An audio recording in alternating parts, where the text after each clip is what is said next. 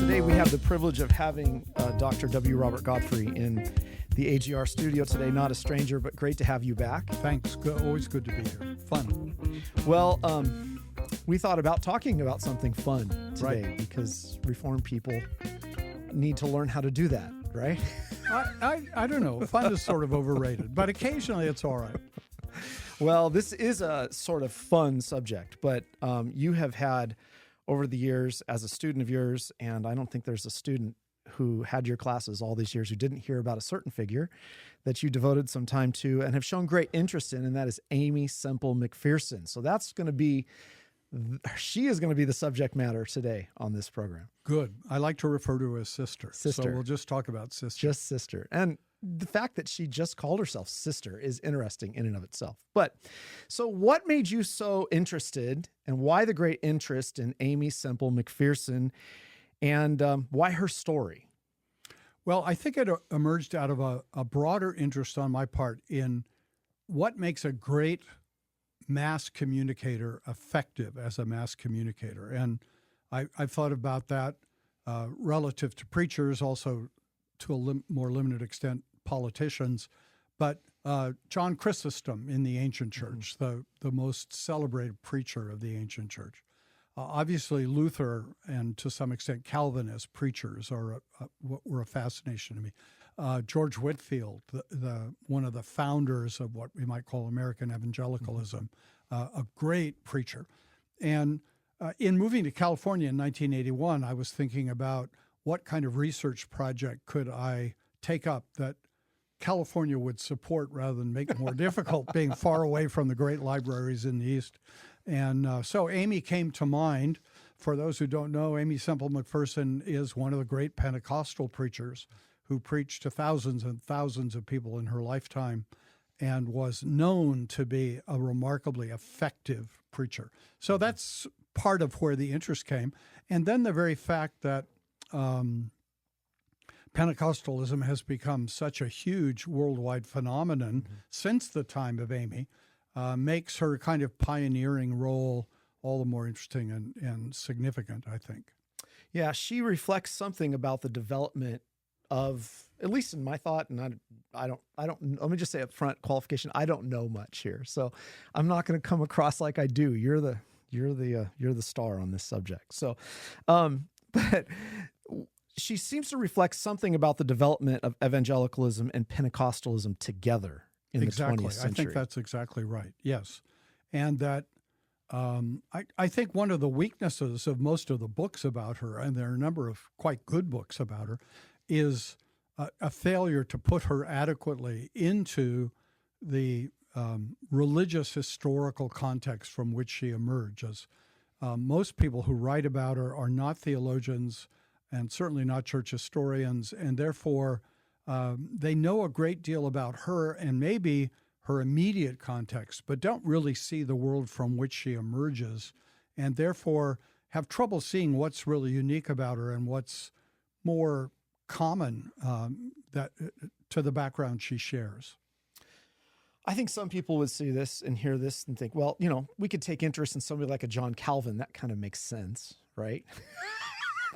But a woman preacher, Bob, a woman preacher. So help us to understand that again, historically, that seems to be a pretty radical development, even in the beginning of the 20th century. It was indeed. It was very unusual. She understood that it was unusual. And one of the things that's sort of fascinating to me is she makes no great effort to justify herself as a woman preacher exegetically. The justification is almost entirely experiential. This is what God wants me to do. And I think implicit in that is God does extraordinary things in the history of the church, and they're not normative for all times and all situations. And all I can really say, Sister would say, is God called me and I had to obey the call. Mm-hmm. She walks into this service as a young girl of this man named Robert Semple. Is that right? Is that correct? That's correct. And he's a sort of, and this is interesting that this all originated with somebody like this in Canada? Does Canada have Pentecostals of such angst? Well, Robert Semple was from Northern Ireland. Okay. So, and Aimee was living on a farm in a pretty rural area of Western Ontario, Canada. And Robert Semple, as a young man, is there preaching. And clearly, Aimee connects with him. She sort of immediately falls in love with him. She's 17 years old.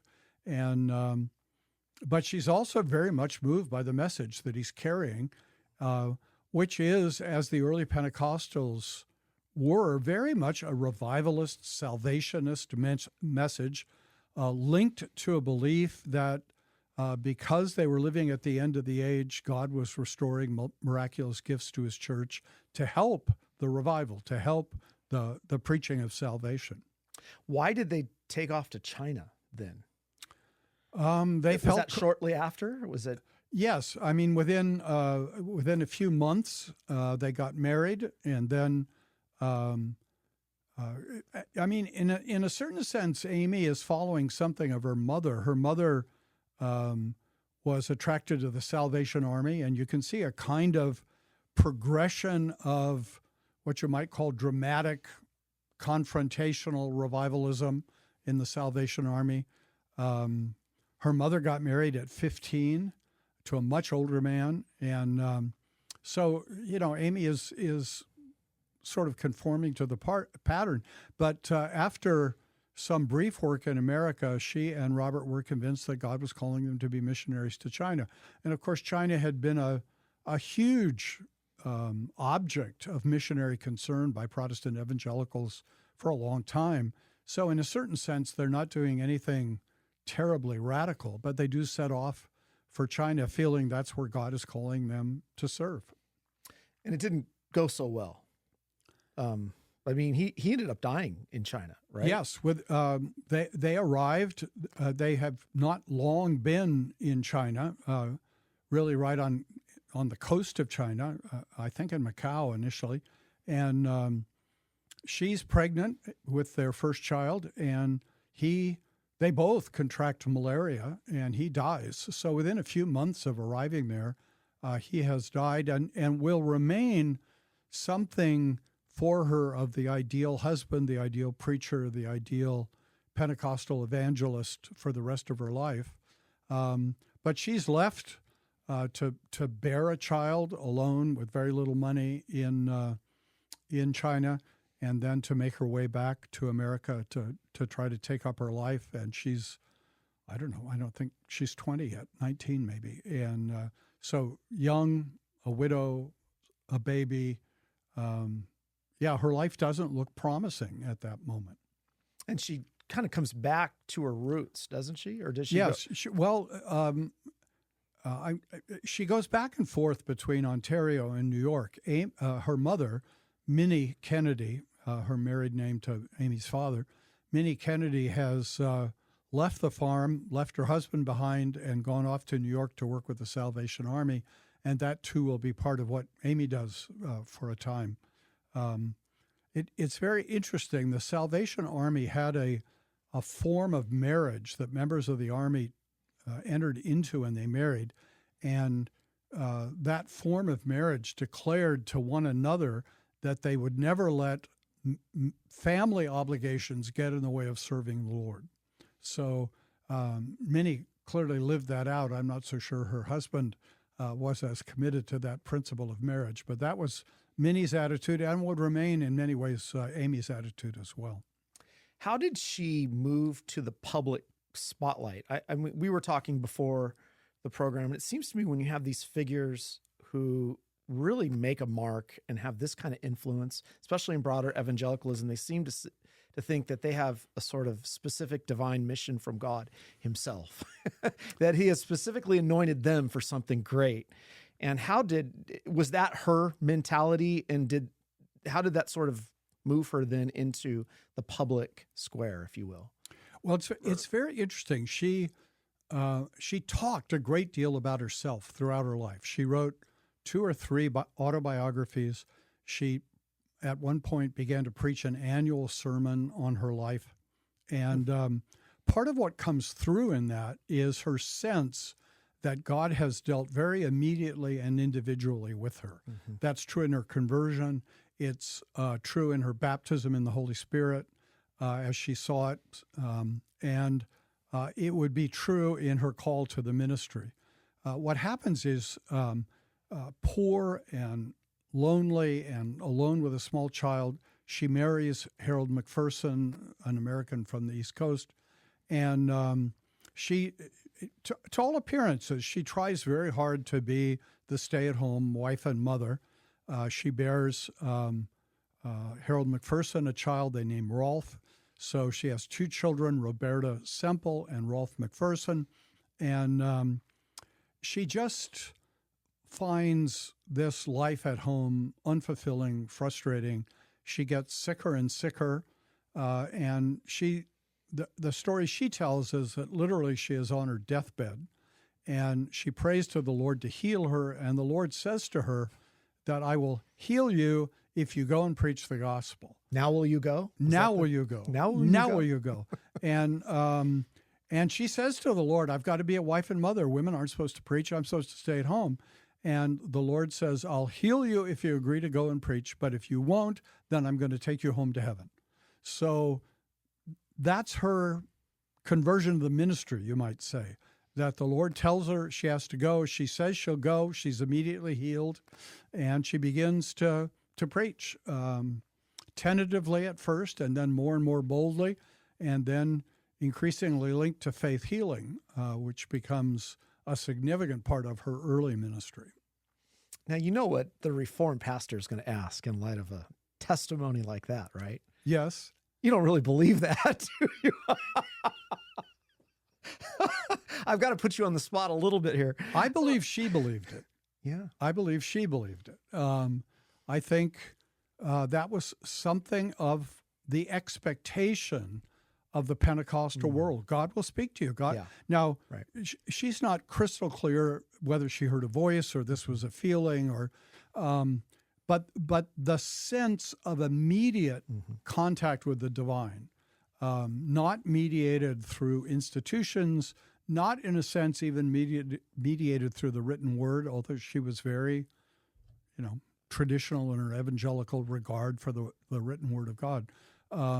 But this sense that God would tell you where to go and what to do and how to speak was very strong in her. And again, it was an appeal to the Acts of the Apostles, that just as God had told Paul where to go and where to preach and how long to stay and where to move on, that God was doing that to her.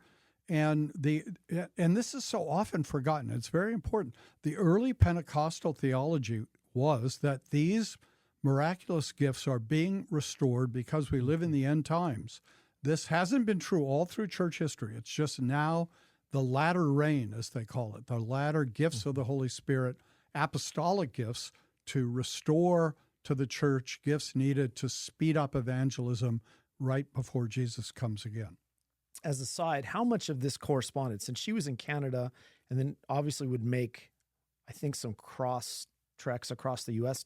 numerous times, right? Yes, later. Yeah. Later? Yeah. Okay. How much did all this correspond with something like the Pentecostal developments in the States, like the Azusa Street revivals? And was she hearing of these things? Was she aware of these things? Oh, absolutely. The Pentecostal network was pretty sensitive to what was going on. So she's responding to Robert Semple just a few years after the Azusa Street revival. Right. And but what's characteristic of these Pentecostal revivals is they all tend to have a very strong personality at the head of them. Now, this is not unique to Pentecostalism. Church historians have said the character of American evangelicalism through its whole history from the 18th century on has been strong personalities, weak institutions. And that tends to be true with Sister. But in that, she's not unique. She's really following a pattern, whether it's the pattern of revivalists from Whitfield and Finney and Moody and Sunday to what's emerging as less well-known but still significant personalities in the early Pentecostal movement. It's just interesting to me how much eschatology seems to drive all this. This sense that if that's true, that they're really restoring. I think I read somewhere she really believed that the miracles in Acts, that this in this latter time, that would be poured out again, and we would be doing that. Right, and she was quite musical. She's a hymn writer. I know you love hymn writers, and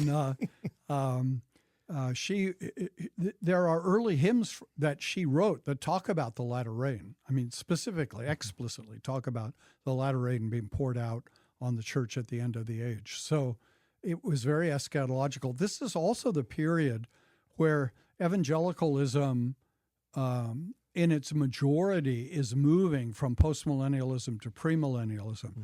So there's cultural negativity, there's cultural pessimism that all of this is tying into. I don't know if you remember this, but when I was in seminary, I used to be on eBay, and I found some of Sister's original hymns, and I gave those to you. Yes. I don't know if you know where those are, but I received more recently a hymnal that she had produced, a little pamphlet hymnal, and I'll have to find what you gave me. I gave you some good stuff there. So okay. anyways. I'll have to go. I never threw anything away, so I know I have it. It is fascinating. And I think when we get sort of to her methods, she was really sort of, well, and I'm not versed enough in Pentecostal things that were happening at that time. She seems to be cutting edge in some of these things, at least as she evaluated the sort of American landscape. And then some of her methods are very interesting. Well, they are, and they're somewhat innovative, but there's a lot of continuity to what had gone before. Billy Sunday on the platform would yell and scream and run up and down and, do somersaults. And I mean, it was a very undignified somersaults. Yeah, I mean, he was very athletic. He's been a baseball player. There was just all sorts of crazy stuff going on. Trying to imagine Scott Clark doing a somersault. Just as a side note. Scott's getting a little old, but if he'd kept it up, he could have done it. But you have to remember, this is all flowing out of the kind of perspective that Charles Grandison Finney brought to revivalism, where he said, we're never going to move people if we don't have excitement. And Finney's excitement was hellfire and damnation preaching. Sunday had the excitement of running up and down the stage and all sorts of crazy sort of metaphors that he used to bring the message home. And Aimee went on with her own kind of excitement that she brought. She would occasionally stand on a chair on the street corner with her eyes closed and her hands raised to heaven praying. And she said, the Lord always answered my prayer. When I opened my eyes, there was always a crowd that had gathered. I read this. And then she'd do what was called the Hallelujah Run. So it wasn't unique to her. She would say, follow me. I have something important to say to you. And she'd run back to the church and people would follow her and she'd preach. So, these were excitements that were used to gather a crowd. And she brought a new spin to some of it, but a lot of it had already been pioneered by people before her. How much was she aware of the sort of Finney anxious bench approach? Was that all very common to her? Oh, yeah, it would have been very common. I don't know that she necessarily knew anything about Finney himself, but the Finneyite methods, which in the 19th century were called new measures, had become widespread. Yeah, the altar call, come forward that we can pray for you. That was very common in revivalism generally, particularly in Arminian kinds of revivalism, and very much taken over by the Pentecostals and used by them. So in some of her methods, first off, how did she adopt the name? She said, I want to be called sister at some point. Is that how that worked? Yeah, but that was fairly common amongst Pentecostals. They would call each other brother and sister. Sure. And so she very much used that as a way of connecting with people. We're all part of the family of God. So I'm not a standoffish superstar. I'm your sister. And then it got more generalized, especially after she settled in Los Angeles. She came to Los Angeles in 1918. that her mother, who became very involved in the ministry and was only 15 years older than Aimee, came to be known as Mother Kennedy in the movement. So there's mother and sister, and we're all connected. Yeah, she seems, you mentioned the sort of Finney hellfire and brimstone approach. She didn't seem to take that, though.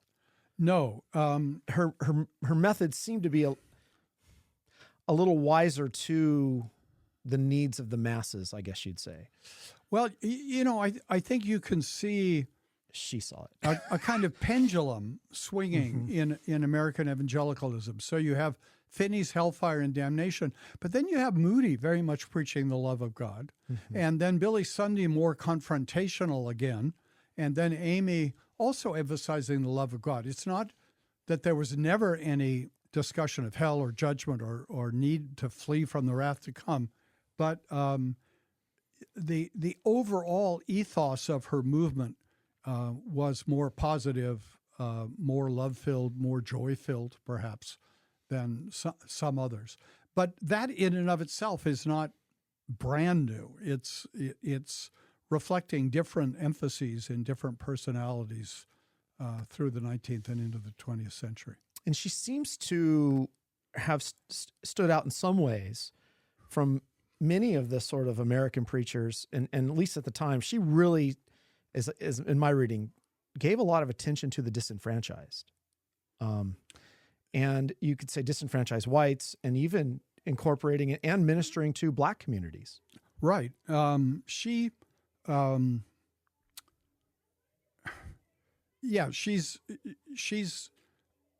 like early Pentecostalism, kind of indifferent to racial distinctions. A lot of early Pentecostal gatherings were Black and white. And this was very unusual in America, was commented on by outsiders as problematic. When she settled in L.A., there was perhaps less of that, not by intention, but just by sort of the reality of segregated America. Right. She certainly had very deliberately worked to reach out to Hispanic communities in L.A., which were probably larger than Black communities then. And, the famous story of having Anthony Quinn, the future actor, travel with her and translate her sermons into Spanish to Spanish-speaking communities. So she certainly did have a concern, as Pentecostalism did generally, for the down and outers. And I think a remarkable example of that was her running a commissary that provided food and clothing for the poor, especially through the Depression, in a really remarkable and sacrificial way. So there was something very genuine about that in her work. Okay, so she comes to San Diego at some point. Yes. The best spot to come, right? Not Absolutely. quite Escondido, Yeah. but 50,000, I think, heard her in Balboa Park, right? I think I read she dropped thousands and thousands of leaflets over with an airplane over the city. Yes, that's a new measure. Well, it is. I mean, part of what is seen as new and innovative on Aimee's part is taking a generally revivalistic approach to new opportunities. So planes are a new opportunity. Radio becomes a new opportunity.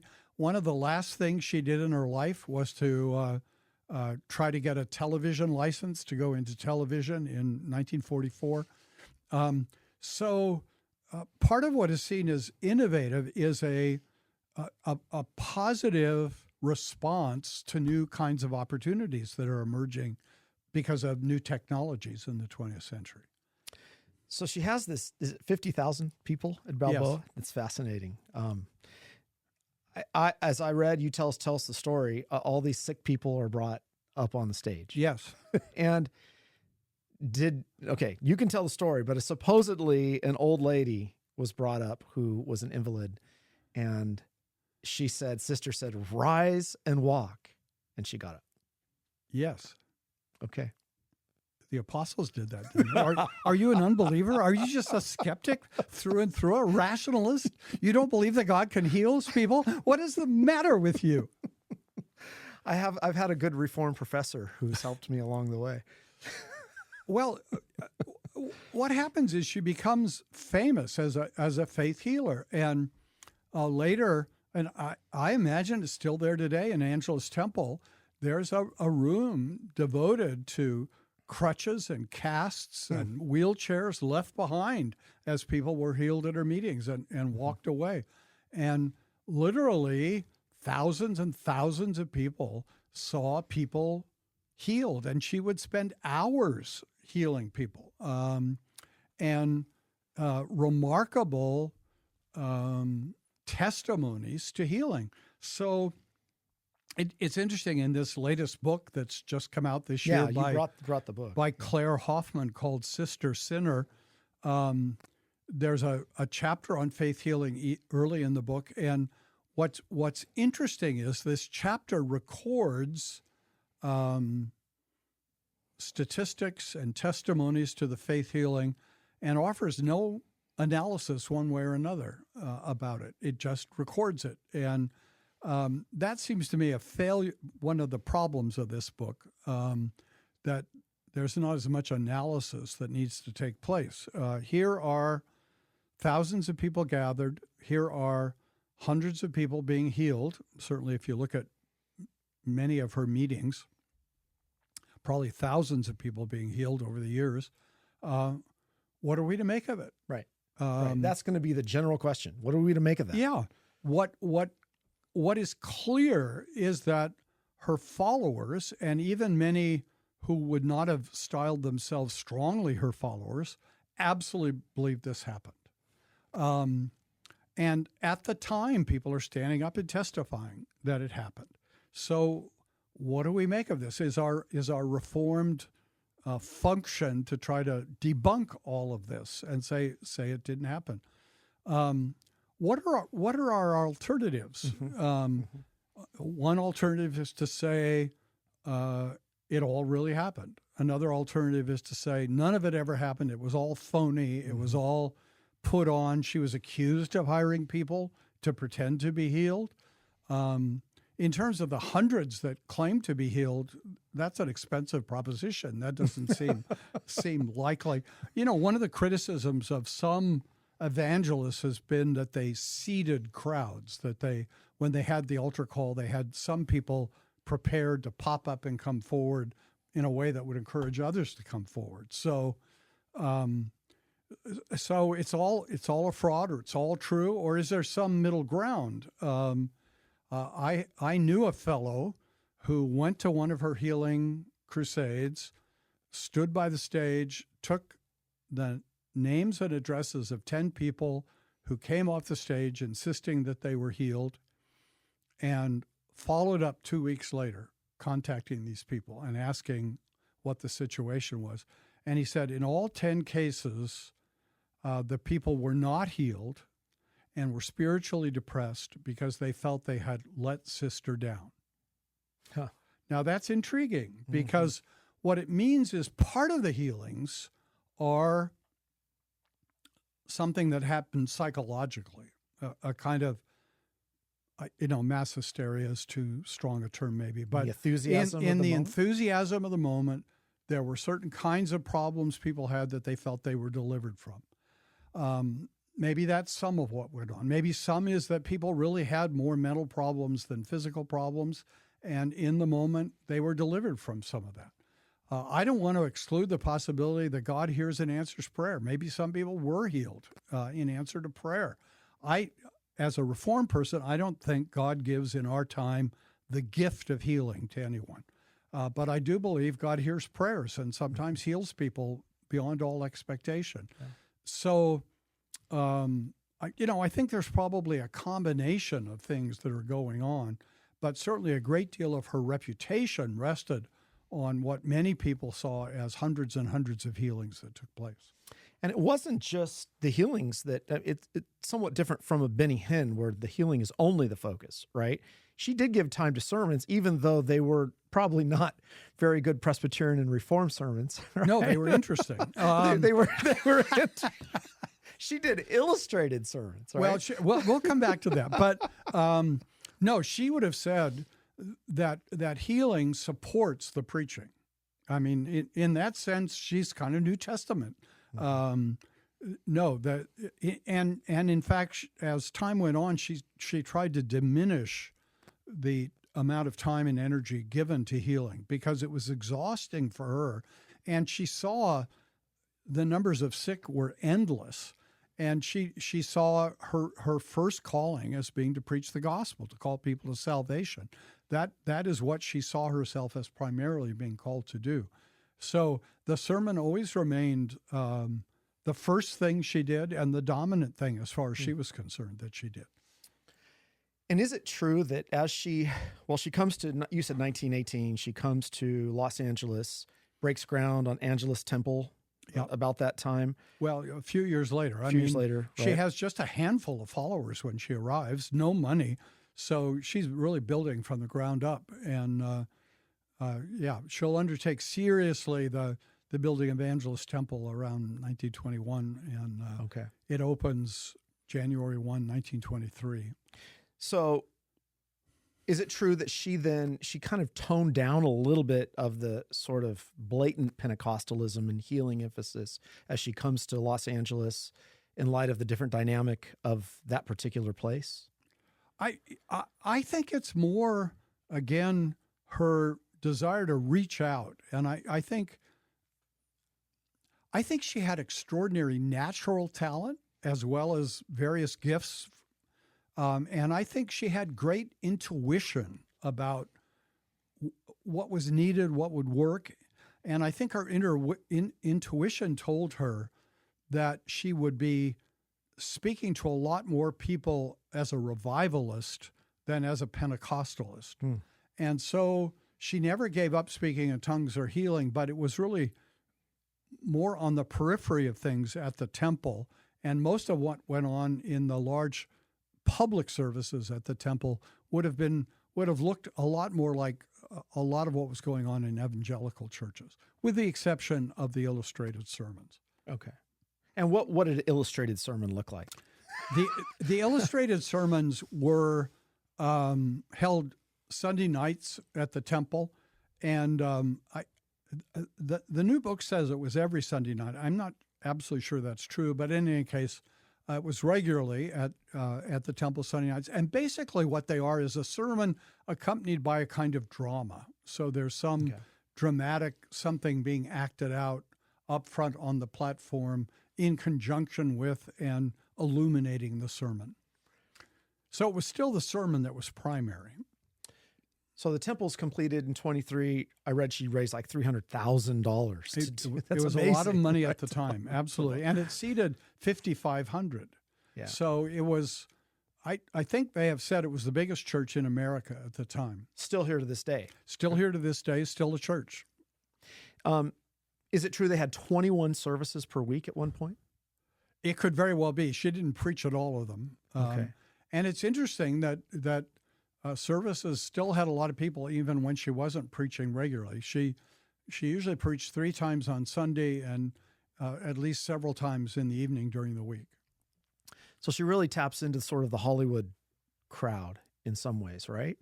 I guess what I asked that is she seemed to become a celebrity figure in L.A. Well, yeah. I mean, L.A. in the 20s is still a small city. It's not. Is it about 1 million? I don't know if it's even that many in the 20s. So the fact that there are tens of thousands coming to the temple regularly is a significant percentage.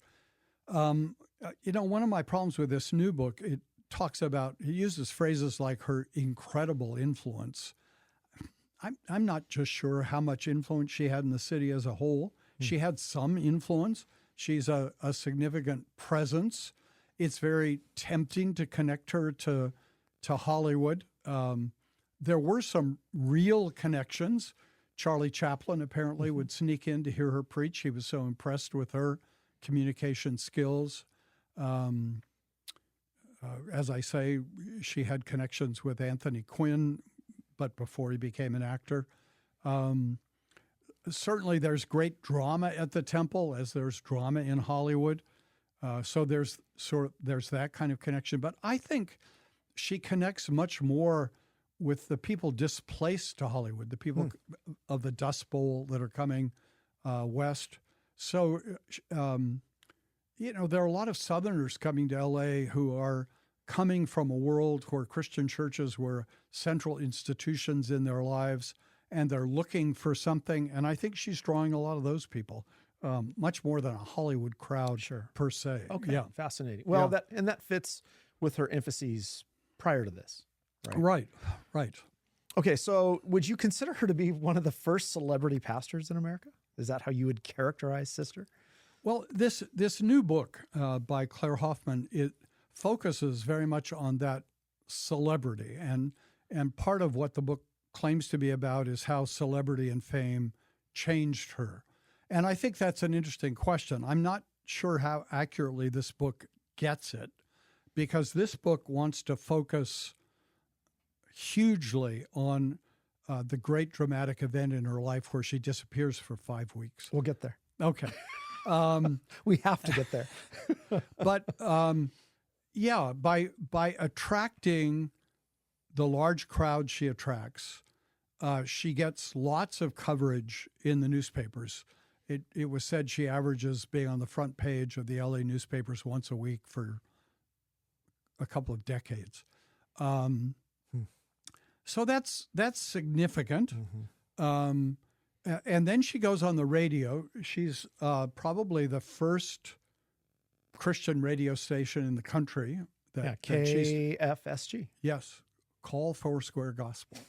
FSG is always Foursquare Gospel. That shows both her evangelical and revivalist roots. What's the Foursquare Gospel? Christ is our Savior, baptizer in the Holy Spirit, healer, and coming King. So those are, two of those are absolutely traditional evangelical emphases. Two of those are Pentecostal emphases. And that's very much who she was and what she's preaching. So, she becomes famous. And as this new book helpfully points out, she probably had about 60 sermons that she used to use on the circuit. But once you're a settled pastor, 60 sermons, if you're preaching several times a week, don't last very long. No. So she's under a lot of pressure to produce more messages. She has a couple of publications she's writing for. There's that pressure. There's the drama of the illustrated sermons that she has to organize and prepare, at least in terms of the ideas of it. So there's a huge pressure on her. She's a very productive, energetic, intuitive, imaginative person. She writes a lot of music. So she has great energy and great talents, but she's also under huge pressure. And she's gradually becoming something of a celebrity. What exactly does that mean, that you're a celebrity? Is it just that you're famous? I mean, that's sort of the essence of it. But she's famous for being a preacher. She's not famous for being famous. And so, life under a part of being a celebrity, it seems to me, is life under a microscope. And she does experience that. And what I think is part of the intrigue of Sister that doesn't get enough attention, I think, is the way she could play the press. The press isn't interested, especially in her day, but maybe in ours too. The press is not interested in what's true. The press is interested in what'll sell. The press is interested in what's exciting and interesting and new and changing. And she knows how to give that to them in a way that may not always be strictly true, but she knows how to use them to her own interests and to keep herself front and center. But I think she would always have said, I'm doing this so that the word will get out so people will come and hear the gospel. I think she's sincere about that. Sincerity we were talking about. Before we move then to what you're sort of describing as a sort of burnout trajectory. Yes. Which will lead to our discussion about her disappearance. Right. But before that, just to sort of draw a connection, how does this speak to celebrity culture today? We see lots of celebrity culture and figures who become so big. And as you're saying, the weight of this sort of just kind of crashes in on them. Right. That they can't carry it anymore, and then you have a crash, and it just causes all kinds of problems. And I just wonder how her story speaks to today. And on one hand, you could say nothing's new. Yeah. Right. We get all aghast that there's a celebrity culture and that figures fall. Right. Well, this is history, isn't it? Right. To a historian. And what this book brings out helpfully, this new book, is that Aimee has the energy, the talent, the intuitive connection, and Mother Kennedy has the administrative ability. So Mother is keeping things organized and running and efficient at the temple, and Mother Kennedy is managing the money. A lot of money is coming in.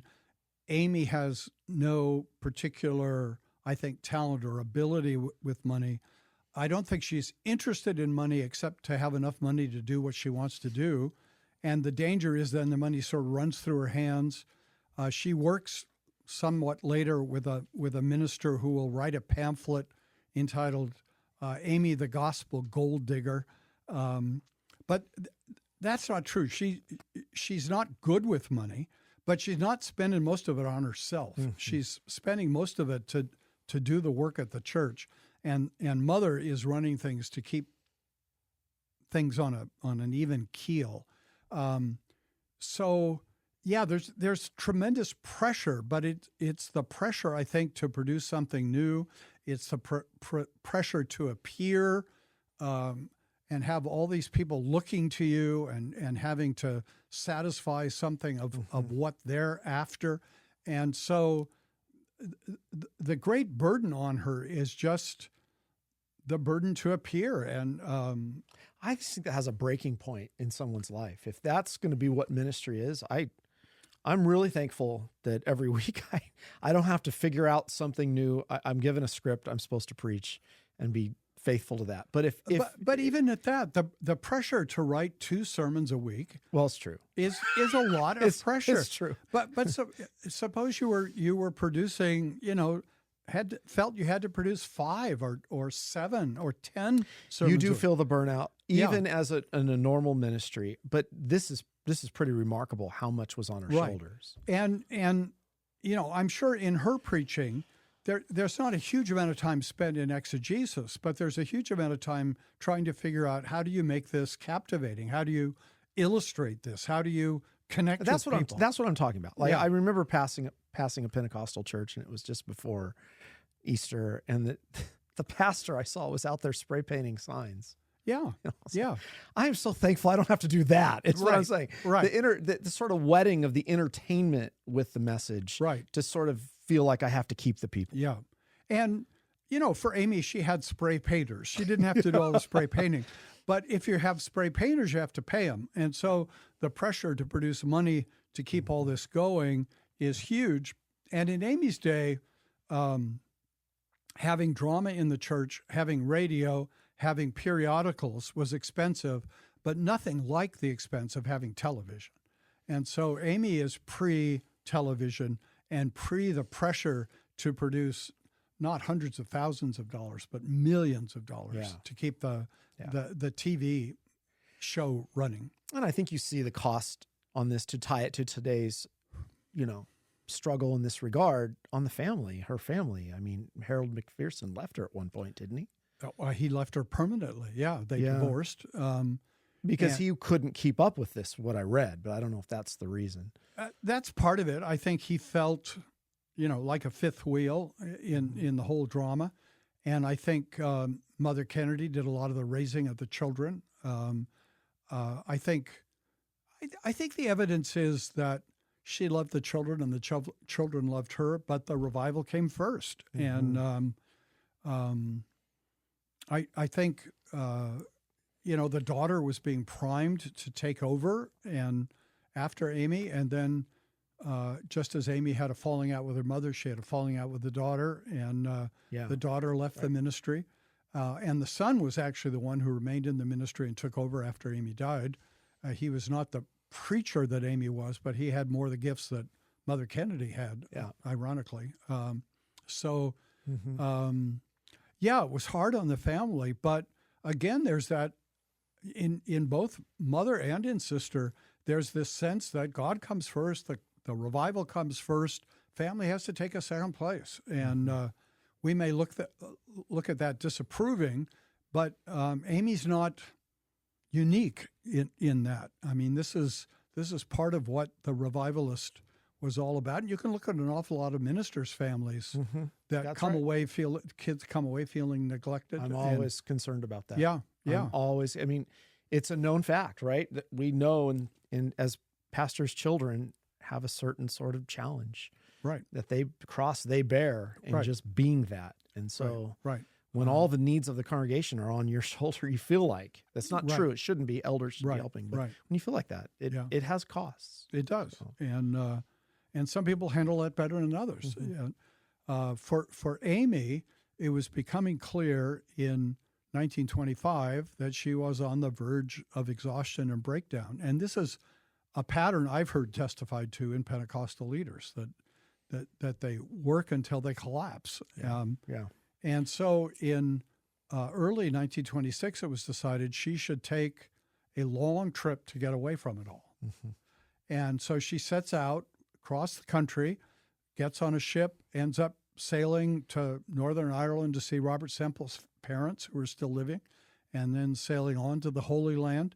But what was supposed to be a getaway and a time to relax and unwind turns into just an extended preaching trip. So everywhere she goes, she's called on to preach, and preaches, on the trip across country, preaches on the ship, preaches in Ireland, preaches in England, preaches in the Holy Land. And she comes back and in May of 1926 and is worn out. Yeah. So the getaway didn't work. And within a short time, I don't have the exact dates, but I think within a couple of weeks, she disappears. So she goes out to the beach. I don't know what beach it was. Venice Beach. It's Venice Beach. Okay. Well, that's the best beach to choose. If I've never been to Venice Beach. You must have been one of those weightlifters on Venice Beach. You can tell me all about it. No, those guys are too much. Anyways, it goes out with her secretary, I think. Right. Right. She always traveled with the secretary. Okay. And she's swimming. And she goes for a swim in the Pacific Ocean. She'd given the secretary a little job to do, to call somebody at the temple. So the secretary had left the beach briefly, maybe 10, 15 minutes. The secretary comes back, can't see her in the water, but is not troubled initially because Aimee was a strong swimmer, went regularly to the beach to swim. And but as time passes, she can't spot her, and Aimee has disappeared. And this drove the media crazy, right? In terms of like everyone became engaged in this story. It far and wide in L.A., people became engaged in this story. Although initially, obviously, the reaction of almost everybody is, Aimee's drowned. I mean, she's not on the beach. But not everyone believed that. I think, did Mencken come out and was he a part of this at all? He is at some point, not a major player, but yeah. I mean, everybody begins to have a theory. Yeah. And one of the theories is this is a publicity stunt. There's stunts going on all the time. This is just another stunt. Which is kind of natural to think, right? Well, if you're cynical and hard-hearted and mean. Where did this come from? I guess, right? So, interestingly, she had threats from people, the underground in L.A., because she was opposing prostitution and all sorts of vices in L.A., and so she had been threatened. So, has sister been drowned? That's one option. Has sister been kidnapped or, harmed in some way by the underground? That's one option. Is this all just a stunt? It is interesting, and this is, part of the piece of the puzzle that's hard to put together. Her mother initially is kind of seems skeptical about what's going on. Doesn't seem hugely alarmed initially. This leads some people to, postulate that mother was in on it all, that it was a plot. But there you have it. She's gone. And then there's a search for her on the first day on the beach. People searching for her. I think someone is drowned in the effort to find her. No body is found. She's not on the beach. No one has seen her. So then day after day after day passes. There's no ransom demand that's credible that comes in. There's no sighting that's credible that takes place. Vigils were held? Yes. Prayer vigils were held at the temple. And after about 4.5 weeks, Mother decides that they have to give in to the idea that she's drowned, and they hold a funeral, huge funeral at the temple for Sister. And then within a few days after the temple, after the funeral at the temple, she reappears in northern Mexico, right on the Arizona border. Coming out of the desert. Coming out of the desert, walking out of the desert. Which is so Pentecostal. It's a little showy. Those who initially see her are a little skeptical because she claims she's been walking for hours through the desert.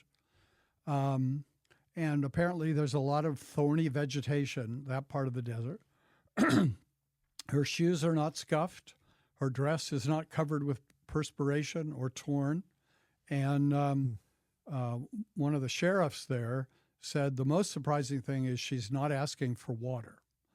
People who've been hours in the desert, the first thing they always do, the sheriff said, is beg for water. I'm just realizing I didn't give you any water for the program. That's all right. I'm just, old and fading terrible. away. But Sister insists she's been kidnapped and escaped. That's the story she tells. By a couple? By 2 or 3 people, who hold her in a shack.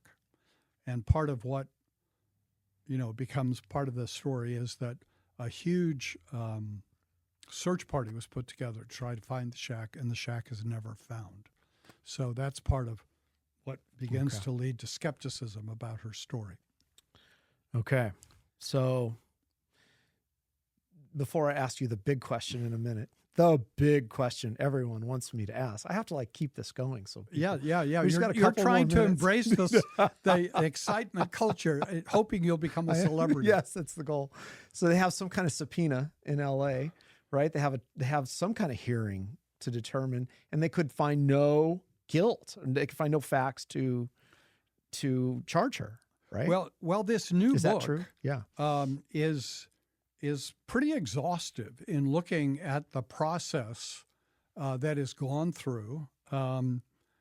Initially, she gets, I think, fairly widespread belief in her story, even though some of the people immediately involved are questioning. And then the rumors start that maybe she took off with a man, and this becomes the main alternative interpretation. And there's this fellow, we mentioned Kenneth Ormiston, who had been the radio engineer at the temple, was not a believer. And she had been observed talking a lot in a very friendly manner with him. I think the key to that is he was someone she could talk to as an equal. He wasn't overly impressed with her. He wasn't one of the true believers. And so she could just chat with him without having to be sister. And, but there's no pattern of immorality in her life. There's no pattern of taking up with men and having affairs. And although the press will report all sorts of people claiming to have seen her with Ormiston, particularly claims that he and she were together in Carmel for a time. None of those stories, to me, seem very convincing. And Ormiston will certainly give an affidavit that he was not with Sister, that he was with other women, or at least one other woman in Carmel.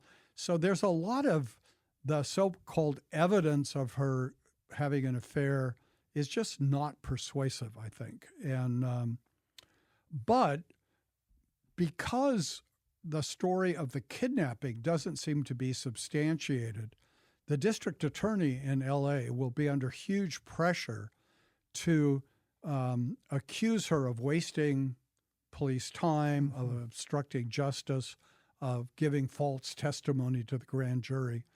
And it's really on that basis that there will be a formal indictment. And it is going to go to trial. But after about 6 months of this, and of course the press just loving it, some of the press supporting her, some opposing her, but all of them delighting in the scandal and in the turmoil and the excitement. The district attorney and the judge declare there's not enough evidence to proceed. The whole case collapses early in January of 1927, and Aimee declares herself vindicated and goes on a vindication tour of preaching. So before I ask the big question and we end the program, she sort of, as it goes from here, she sort of lost some popularity after this event. Right. I would say almost all the press coverage in L.A. was pretty positive about her before the disappearance. And the press coverage gets divided afterwards. The Hearst papers, and there's some interesting discussion of why in the new book, the Hearst papers continue to be somewhat positive about Aimee, whereas the Chandler paper, the LA Times, becomes more negative. And so from the general positive feeling about her, even in a lot of non-Pentecostal churches, now after the disappearance and reappearance and the problems with the story, she undergoes a lot more criticism than she used to. Okay. So she goes to Oakland for a revival. And how does this end? She dies of an overdose of sleeping pills, 64.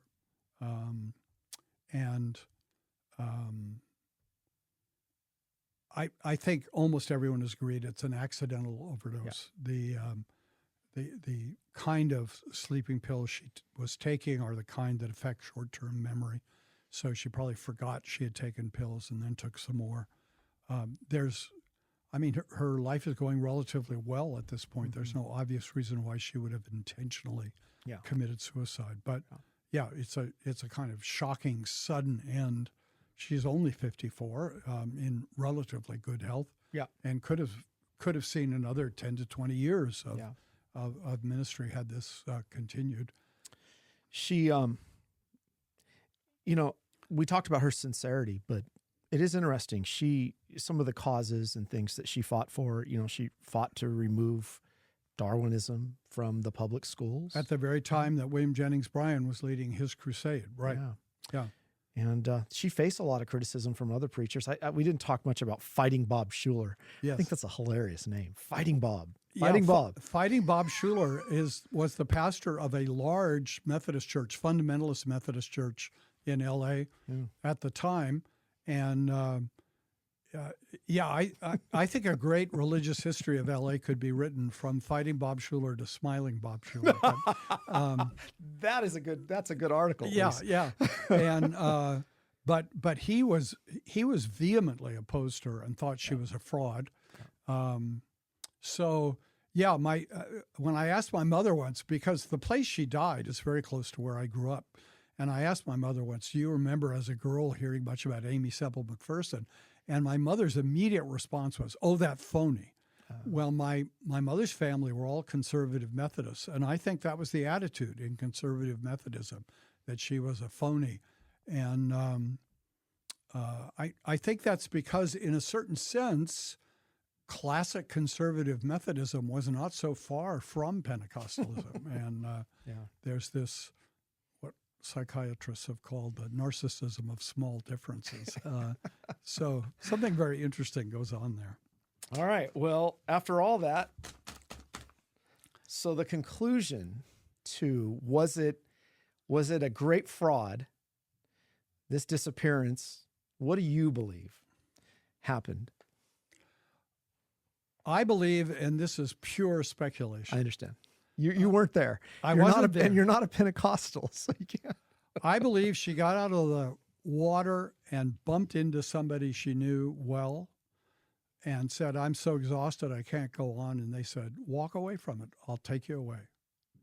And I think that's what happened. I think she walked away. I think there was one or two small number of people who, because no one ever claimed to really know, who took her away, protected her. I think she regained her strength.